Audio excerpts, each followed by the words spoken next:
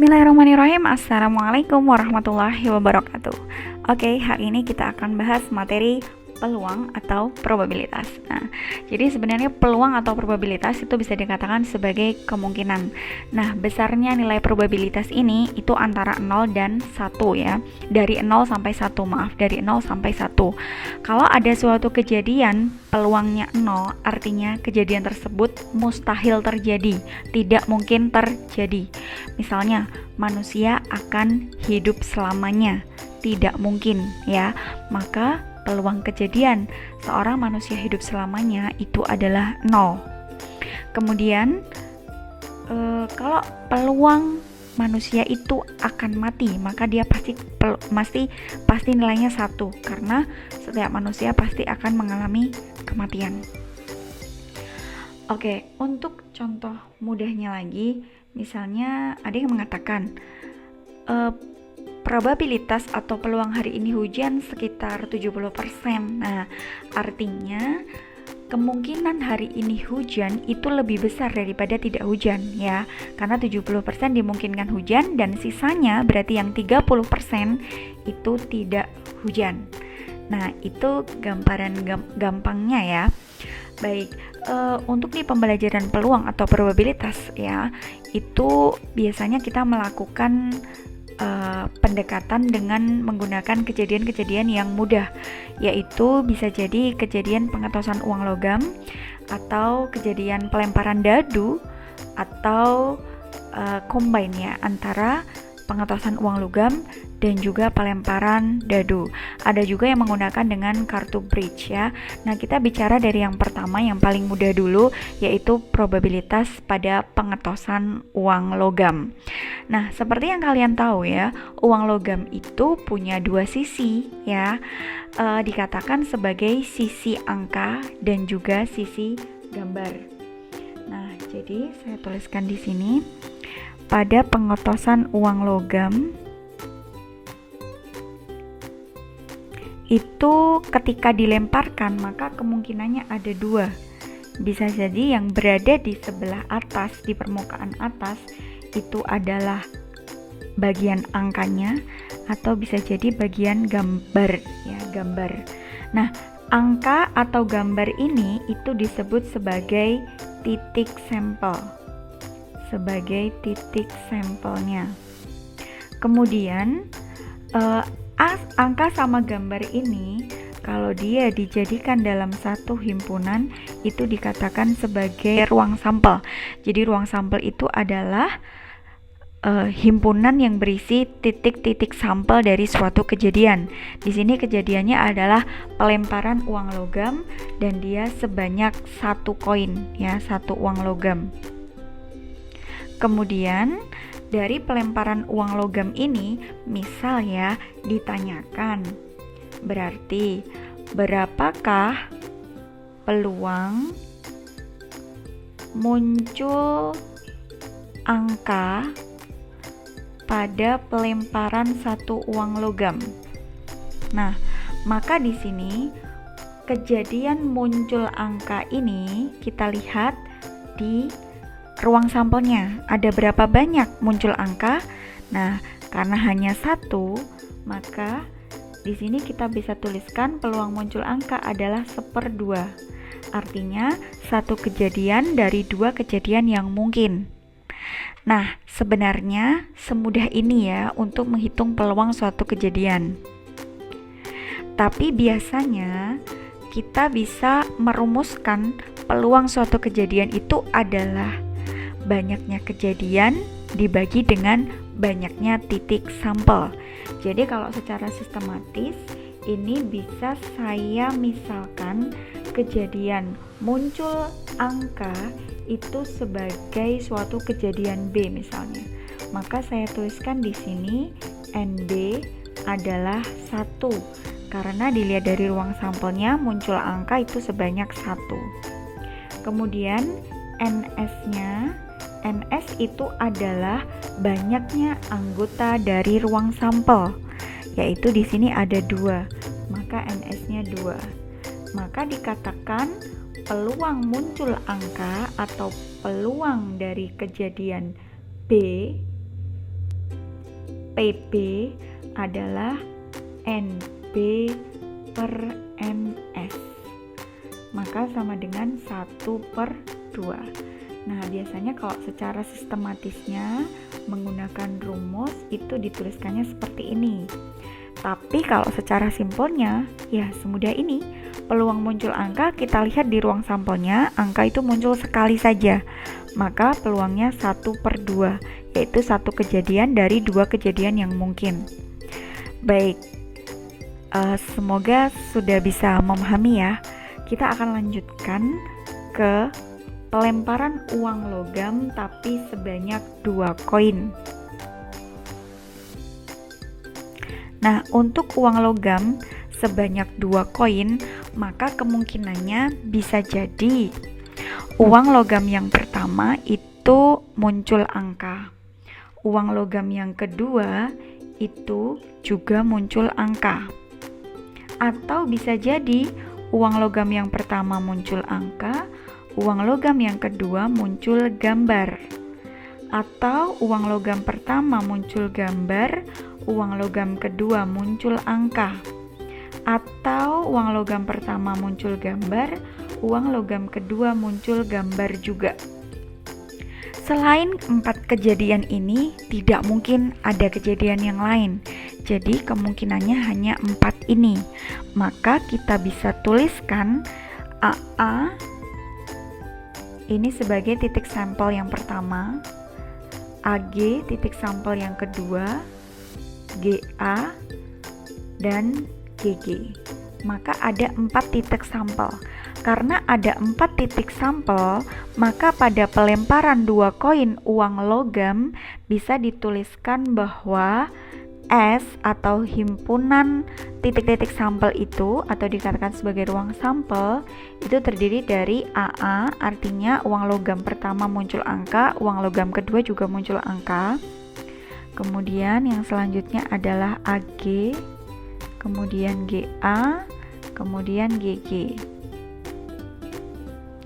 Maka NS-nya adalah 4. Nah, angka 4 di sini sebenarnya bisa kita cari dengan cara, karena 2 koin yang dilemparkan dan 1 koinnya tadi kita sudah tahu bahwa 1 koin itu punya 2 kemungkinan. Kalau nggak angka ya gambar, maka kalau 2 koin dilemparkan sekaligus, NS-nya bisa dihitung dengan 2 kali 2 atau 2 pangkat 2, begitu ya. Nah, kemudian untuk cara mencari banyaknya titik sampel yang ada di sini, sebenarnya kita bisa menggunakan diagram pohon. Diagram pohon caranya bagaimana? Tulis saja 1 koin ketika dilemparkan kemungkinannya ada 2, maka bisa ditulis A sama G. Kemudian buat cabang ya, seperti pohon itu kan punya cabang-cabang ya. Setiap cabang isi juga dengan A dan G lagi. A dan G. Karena koinnya ada 2, maka kita berhenti sampai di sini. Kenapa? Dari sini kita runtut. Yang pertama A bercabang A, maka kemungkinan pertama adalah AA. Kemudian yang berikutnya A bercabang G, maka di sini kemungkinan keduanya AG. Kemudian lagi G bercabang A, maka menjadi GA. Kemudian G bercabang G, itu menjadi GG. Nah, menggunakan diagram pohon ini itu insya Allah sangat mudah dan tidak mungkin ada titik sampel yang terlupakan atau tercecer ya. Kalau 2 koin mungkin akan sangat mudah ketika kita menuliskan seperti ini tanpa diagram pohon. Tapi ketika koinnya lebih dari 2, misalnya 3, 4, 5 dan seterusnya, maka akan lebih mudah menggunakan seperti ini ya, diagram pohon begitu. Kita akan coba lanjutkan dulu ke 3 koin ya. Kita lanjutkan ke 3 koin. Pelemparan 3 koin uang logam. Nah, seperti tadi, karena kita sudah tahu ya cara membuat diagram pohon, untuk 3 koin uang logam, cara mencari titik sampelnya kita bisa gunakan diagram pohon tadi. Tuliskan dulu A, G. Kenapa A dan G? Karena satu uang logam kemungkinannya 2 ini, kalau nggak A ya G. Kemudian buat cabang, dari setiap cabang itu tuliskan lagi A, G lagi. A, G. A, G. Kemudian bercabang lagi. Bercabang, bercabang, bercabang. Tulis lagi A dan G. A dan G. A dan G. A dan G. Kalau sudah, kita runtut seperti tadi. A bercabang A bercabang A. Maka titik sampel yang pertama adalah A. Artinya, pada pelemparan 3 koin uang logam, bisa jadi kemungkinannya logam pertama, koin pertama muncul angka, koin kedua angka, koin ketiga juga angka. Atau kita telusuri yang kedua, A bercabang G. Jadi A, G. Kita tuliskan di sini A, G. Kemudian A, G, A.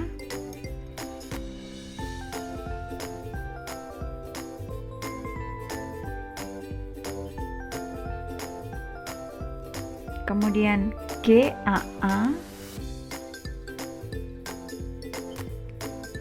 Kemudian G, A, G. Kemudian G, G, A. Kemudian G, G, G. Nah, kita coba hitung di sini jumlah titik sampel ya. 1, 2, 3, 4, 5, 6, 7, 8. Ada 8 titik sampel. Kita coba cek apakah sudah betul semuanya sudah tercover di sini. Tadi kita bisa menghitung NS-nya adalah, karena 3 koin maka 2 pangkat 3 atau 2 kali 2 kali 2 itu sama dengan 8. Oke, sudah betul ya. Artinya semua titik sampel sudah kita tuliskan ya, karena ada 8 titik sampel pada pelemparan 3 koin gitu. Maka dari 3 koin kita tahu NS-nya adalah 8. Misalnya ditanyakan berapakah peluang muncul 2 angka 1 gambar. Nah, peluang muncul 2 angka 1 gambar itu bisa kita hitung dengan cara melihat dari semua ruang sampel ini yang ada 2 angka dan 1 gambar yang mana saja. Kita bisa cek di sini. Oh, ternyata 2 angka 1 gambar tuh ini. AAG atau 2 angka 1 gambar juga ada di sini. GAA atau ada juga di sini ya, AGA. Nah, yang lain tidak ya.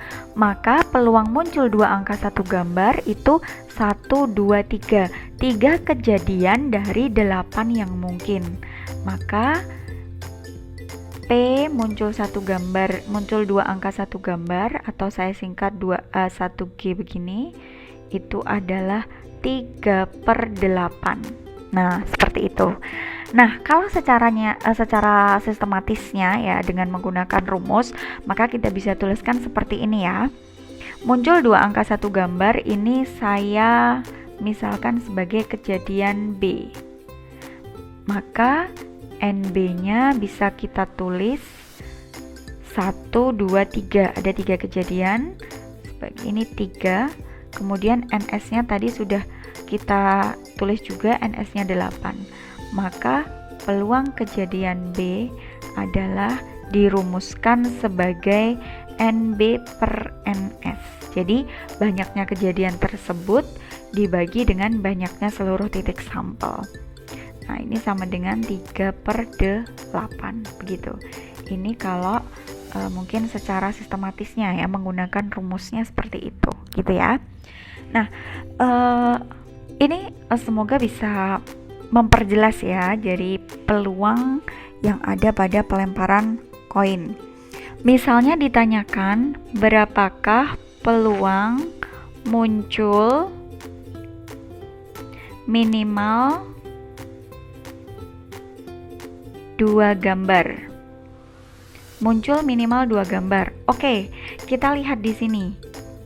Muncul minimal 2 gambar itu artinya boleh 2 gambar atau boleh 3 gambar ya. Boleh 2 gambar atau boleh 3 gambar. 1 gambar nggak boleh ya. Berarti yang mana aja? Yang 2 gambar berarti ini ya. AGG 2 gambar kan? Maka ini kita kotak dulu. Kemudian 2 gambar lagi ada di sini ya, GAG. Kita kotak lagi. Kemudian GGA juga 2 gambar. Nah, kemudian GGG juga masuk karena minimal 2 gambar itu 3 gambar boleh ya. Nah, berarti ada berapa kejadian? 1, 2, 3, 4. Ada 4. Maka peluang muncul minimal 2 gambar adalah 4/8. 4 dari 8 yang ada ya. 4/8. Ya, sesimpel itu ya Kak ya. Tapi kalau kita bisa tuliskan lebih sistematisnya, saya misalkan muncul minimal 2 gambar ini sebagai kejadian C. Maka saya tuliskan NC adalah 1, 2, 3, 4 sama dengan 4. Kemudian NS-nya karena dia pelemparan 3 uang logam, NS-nya adalah sebanyak 8. Maka bisa dihitung peluang kejadian C adalah NC per NS. Maka sama dengan 4/8. Nah, nilai dari peluang ini boleh disederhanakan ya. Jadi 4/8 bisa disederhanakan menjadi setengah. Ini juga sama. Oke, seperti itu ya. Untuk peluang pada pelemparan 3 koin.